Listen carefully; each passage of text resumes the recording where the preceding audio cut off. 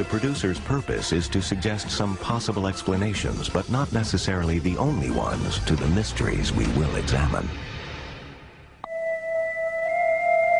Bishop James Pike was one of the most controversial and paradoxical clergymen of our century. He was a lawyer turned priest, a Roman Catholic turned Episcopalian. He drew thousands into the church, yet was almost thrown out as a heretic. Some called him genius. When he went to mediums and seances, however, they called him mad. At last, he faced his destiny alone in the wilderness. His personal quest was for the answer to man's oldest mystery.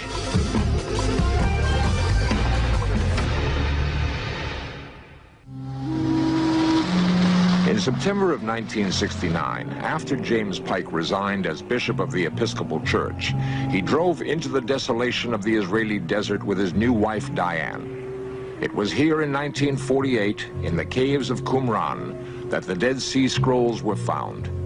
These parchments documented Hebrew law at the time of Jesus. Pike and his wife had come to explore these caves and experience the wilderness where Christ was tempted by Satan.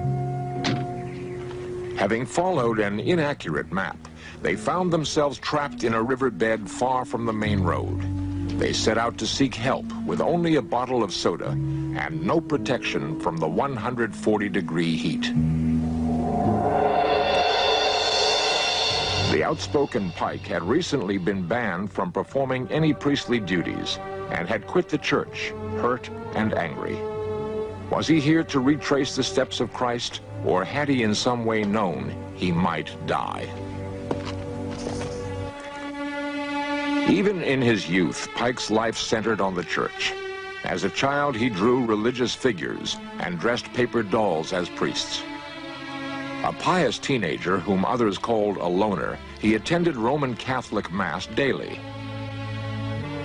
He spent years doing special devotions to make sure that he would go to heaven.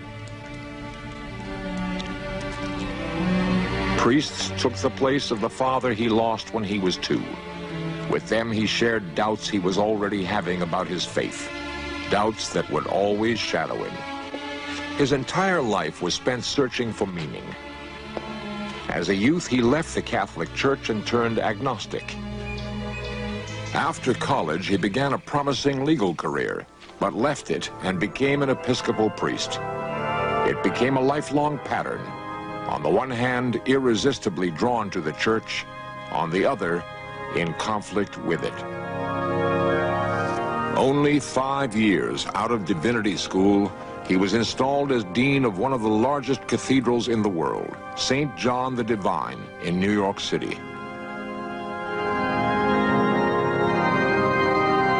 Pike brought new life to the vast cathedral and to the faith as well. He put traditional church theology into everyday language and used his powerful pulpit to voice his opinions on current issues. His opinions began to irritate church hierarchy. When the movie Baby Doll was called pornographic by Catholic Cardinal Spellman, Pike boldly went to see for himself. His attendance made news, and his sermon the following Sunday declared the movie profoundly Christian in message and less sensual than DeMille's movie The Ten Commandments. While some called Pike a publicity hound, others, like Archdeacon Darby Betts, understood his motives. Bishop Pike had a great nose for news, and I'm convinced that his chief seeking of fame, notoriety, public attention, anything else you want to describe, was of course partly due to ego, but primarily due to his determination to be a preacher, to be an evangelist. ABC television recognized his growing popularity and gave him his own weekly show. Now married for the second time, his wife and 4 children were often on the program. While he loved his family greatly, he had little time for them.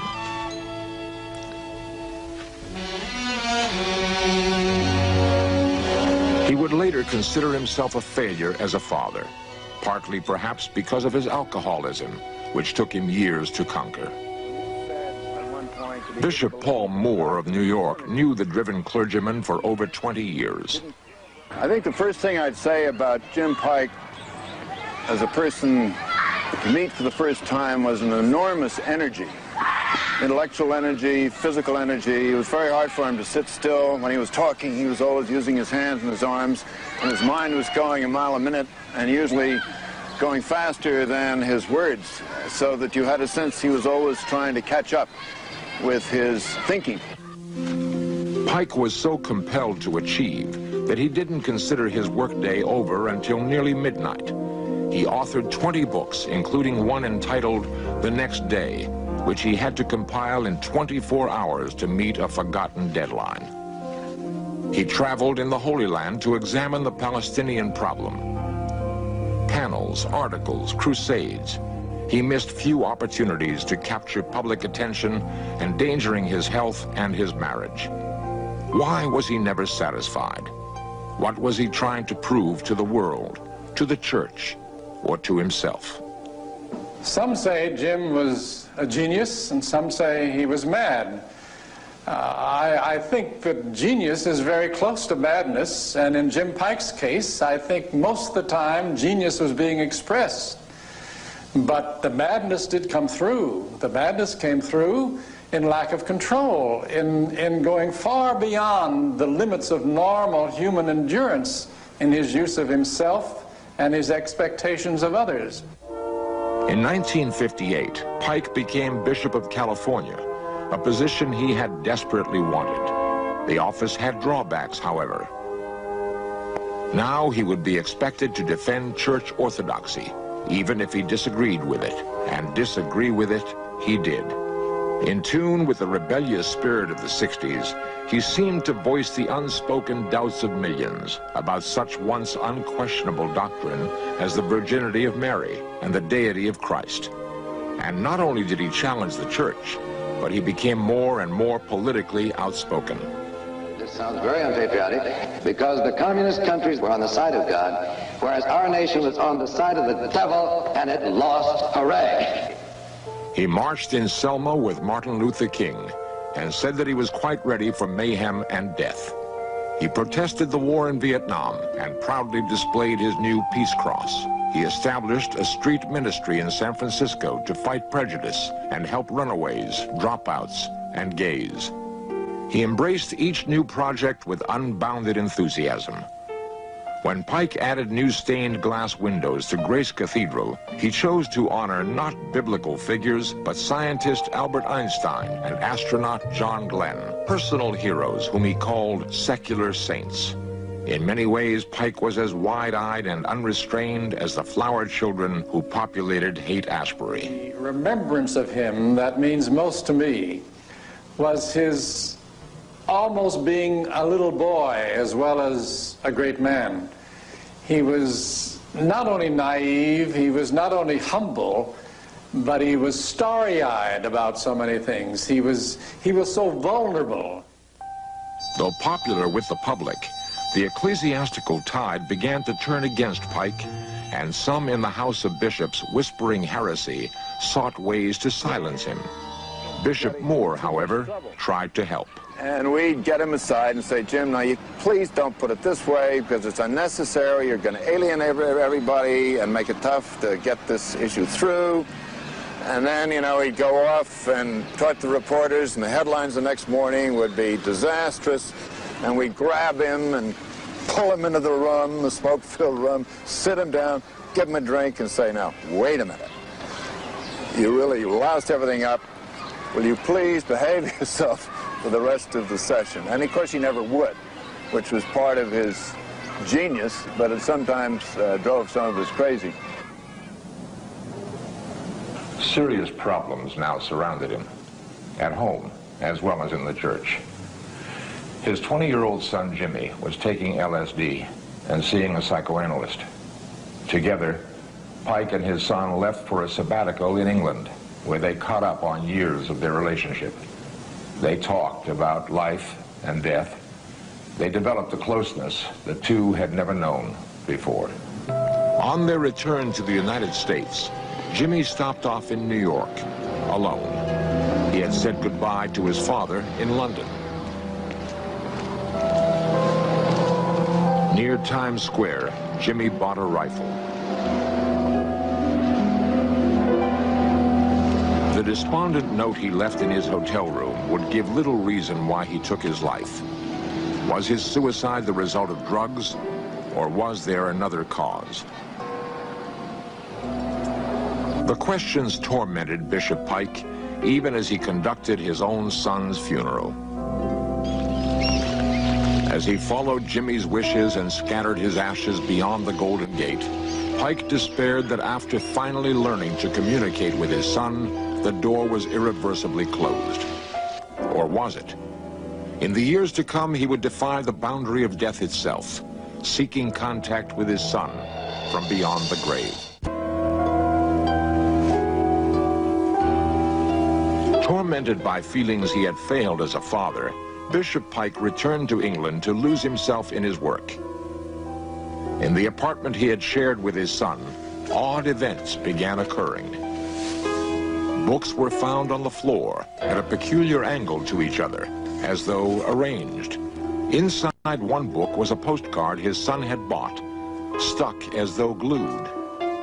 Throughout the flat were found safety pins, opened so wide they must have been bent that way for some purpose. And there were more postcards lying at the same angle. A clue came when a broken clock whose hands had been stuck at 12:30 was discovered with the hands now stopped at 8:19. The clock hands, the postcards, the books and safety pins, all at the same angle. Bishop Pike calculated that 8:19 was close to the London time when his son died. Was Jimmy trying to communicate with him? Pike was not alone in the apartment. With him were David, his chaplain, and Marin, his editorial assistant.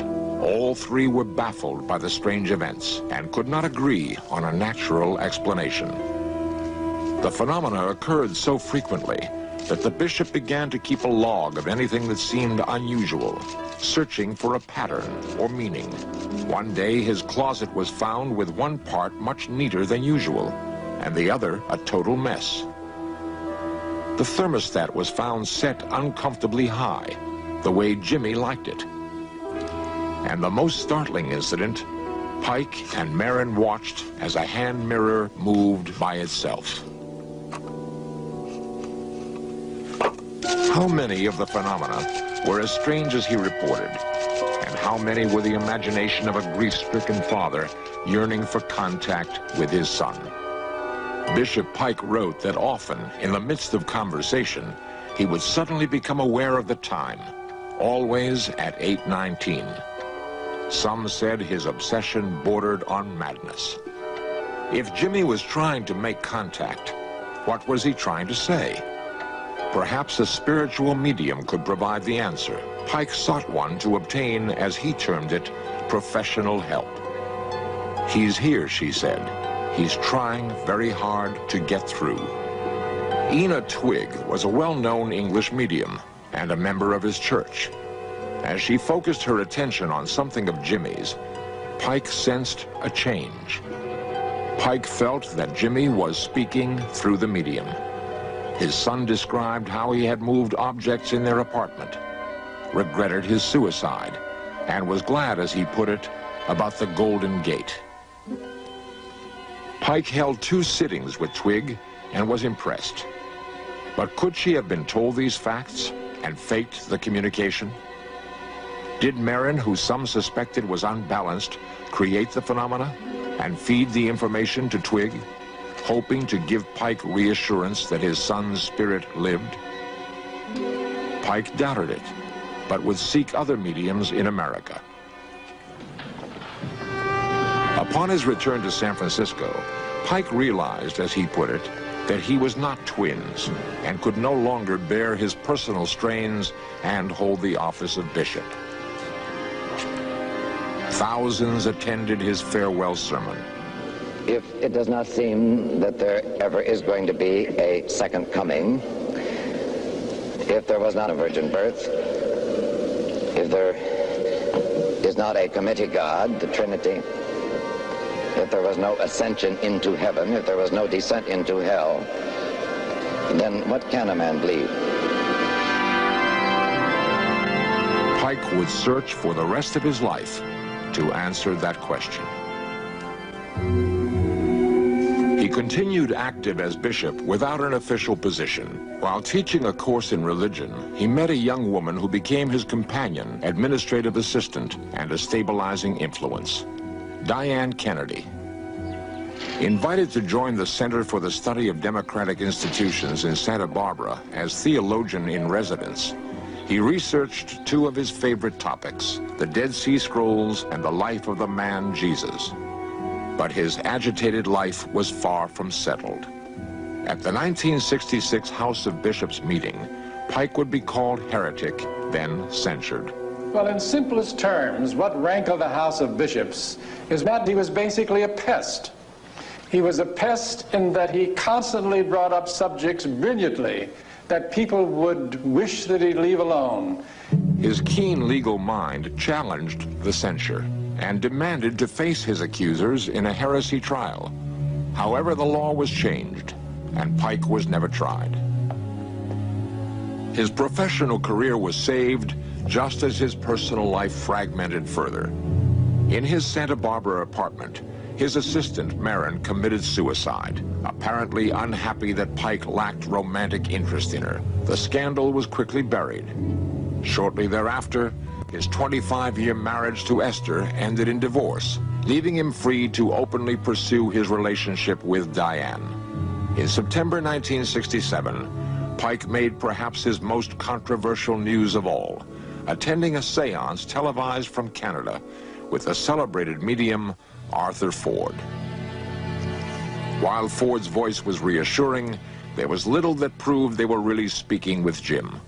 Jim says he wants you to definitely understand that you or any other member of the family have any right to feel any sense of guilt or have any feeling that you failed them in any way. A few months later, they visited Ford again. Diane Pike. The second one, the Philadelphia sitting, was very evidential. We went with specific questions that we wanted to ask to see if we could get detailed information about Jim Jr.'s death, how it had taken place, and what were the circumstances before the death, and many details that we had not been able to find out any other way.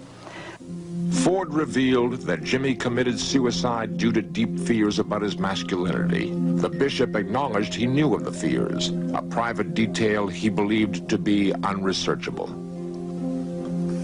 After Pike and Diane wrote about the psychic experiences, they were married, sure that they had the tacit approval of the church. They were wrong. Just after the wedding, the next bishop of California, perhaps pressured by the House of Bishops, banned Pike from performing any sacred duties. In essence, he was defrocked. Devastated by this final blow, the bishop and his wife quit the church. A trip to Israel was part of their plan to begin a new life of research and travel. Pike put his affairs in order before he left, even making visits to all his children. We spent an entire night, the night before going out into the desert, reviewing his life and talking about the parts of his life that he felt were still unfinished, of which there was really only one major one that was in relation to his wife of 25 years. He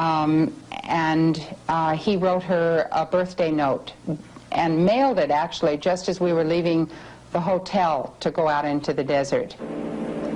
In the wilderness, they had planned to literally walk in Jesus' footsteps. Did Pike in some way feel he might never return? Lost in the desert, Pike grew weaker. They soon agreed Diane had the best chance of getting help and should go on alone. It would be their only hope of survival.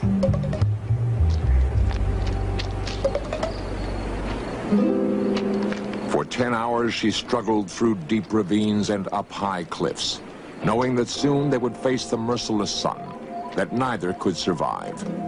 The region was uninhabited, except for a small camp of Arab road workers. Near dawn, they heard what they thought was an animal, but soon recognized a woman's voice crying, "Shalom." Diane was safe, but what about Jim? A few hours later, she led a search party to retrace their path. He was not where she had left him. Had he found his way out? Pike had discovered a small spring and pushed on, perhaps fearing Diane needed help. To show he'd been there, he left clothing behind.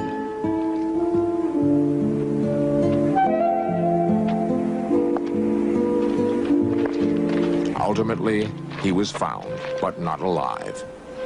He had fallen, and his body rested in a kneeling position. There are those who would say that perhaps, in the end, his faith had conquered his doubt. I suppose the historical role you would label someone like Jim as a prophet.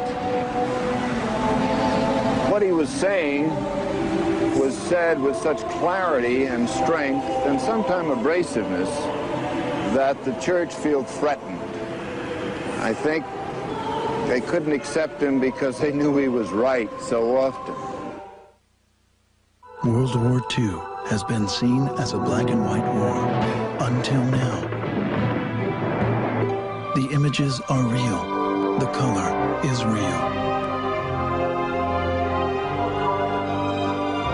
The Color of War. Sunday nights at 8 on the History Channel.